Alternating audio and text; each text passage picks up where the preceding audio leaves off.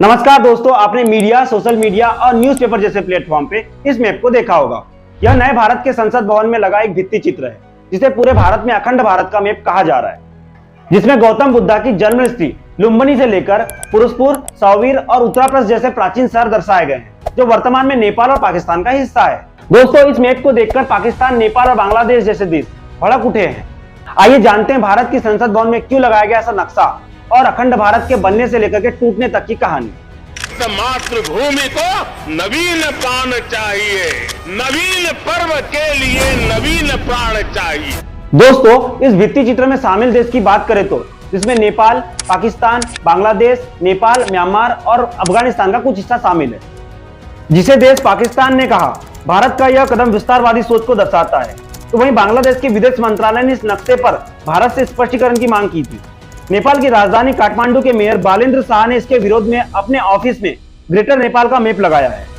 पड़ोसी देश की नाराजगी को लेकर भारत के विदेश मंत्री का तर्क है कि एक सांस्कृतिक नक्शा है जो भारत के सम्राट अशोक के साम्राज्य को दर्शाता है। यह एक पॉलिटिकल नहीं, सांस्कृतिक मैप है।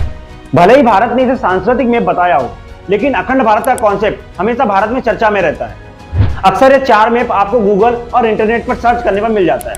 पहला भारत के साथ चाइना और पाकिस्तान अधिकृत कश्मीर को दर्शाता है। दूसरा 1947 के बंटवारे के पहले का भारत, पाकिस्तान और बांग्लादेश। तीसरा भारत के साथ पाकिस्तान, अफगानिस्तान, नेपाल, म्यांमार, भूटान, बांग्लादेश, श्रीलंका। भारत के साथ पाकिस्तान, अफगानिस्तान, नेपाल, म्यांमार, भूटान, बांग्लादेश, श्रीलंका। साथ में कंबोडिया, थाईलैंड, इंडोनेशिया, मलेशिया और साथ में ईरान तक। लेकिन क्या आप जानते हैं अखंड भारत का कॉन्सेप्ट आया कहां से? दरअसल पूजा पाठ के दौरान एक मंत्र बोला जाता है, जम्बू द्वीपे भारत खंडे आर्यावर्ते देशांतर्गते। इस मंत्र में जम्बू द्वीप को पृथ्वी के 7 द्वीपों जम्बू, प्लक्स, सालसम, क्रूस, कौंच, साकर, पुष्कर में से एक बताया है, जो सभी द्वीपों के मध्य में स्थित है। इस जम्बू द्वीप को अखंड भारत की तरफ पेश किया जाता है। 1941 में भंडारकर रिसर्च इंस्टीट्यूट से पंडित पांडुरंग वामन की एक किताब छपी थी। इसमें लिखा है भारतवर्ष के अंदर कई सारे देश आते थे और भारतवर्ष जम्बू द्वीप के अंदर आता था। बात इतिहास काल के अखंड भारत की करें तो इतिहासकार दिनेश चंद्र सावरकर ने अपनी किताब study in the geographical ancient and medieval India में दावा किया है कि भारतवर्ष की सबसे पुरानी सभ्यता सिंधु घाटी सभ्यता से मिली है। हालांकि इसके पुरातात्विक साक्ष्य 8000 साल पुराने हैं, जबकि हमारा वैदिक काल 3500 साल पुराना है। यानी अखंड भारत वैदिक काल से भी पुराना है। हालांकि बाद में अखंड भारत कई गणराज्यों में बिखर गया, लेकिन 321 ईसा पूर्व इस बिखरे गणराज्य को चाणक्य के मार्गदर्शन में सम्राट चंद्रगुप्त ने संगठित किया। लेकिन 185 ईसा पूर्व के बाद मौर्य साम्राज्य का पतन हुआ। वहीं से अखंड भारत पूरी तरीके से बिखर गया। 1310 में चोल और पांड्य साम्राज्य से ब्रिटेन ने श्रीलंका पर कब्जा कर लिया। वहीं अफगानिस्तान तो पहले मुगल और बाद में ब्रिटेन का कब्जा था, जो 1919 के बाद ब्रिटेन से आजाद हो गया। अंग्रेजों ने 1907 में अखंड भारत से भूटान को अलग कर दिया।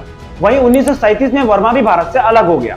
और आज के भारत के लिए सबसे अहम बंटवारा था 1947 का भारत पाकिस्तान बंटवारा। बाद में 1971 में पाकिस्तान का बंटवारा हुआ और आज का बांग्लादेश बना। अब बात करते हैं अखंड भारत के मॉडर्न कॉन्सेप्ट की।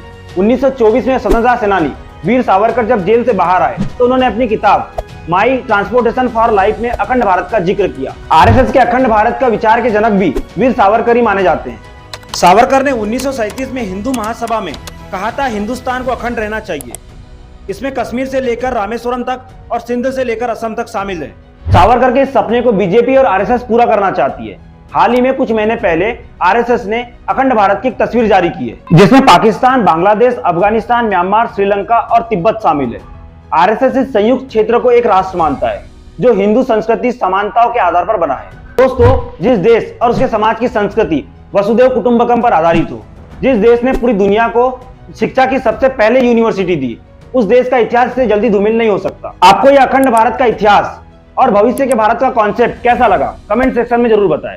ऐसे इंटरेस्टिंग वीडियोस के लिए सब्सक्राइब करें हमारे चैनल R2 लर्निंग को। जय हिंद।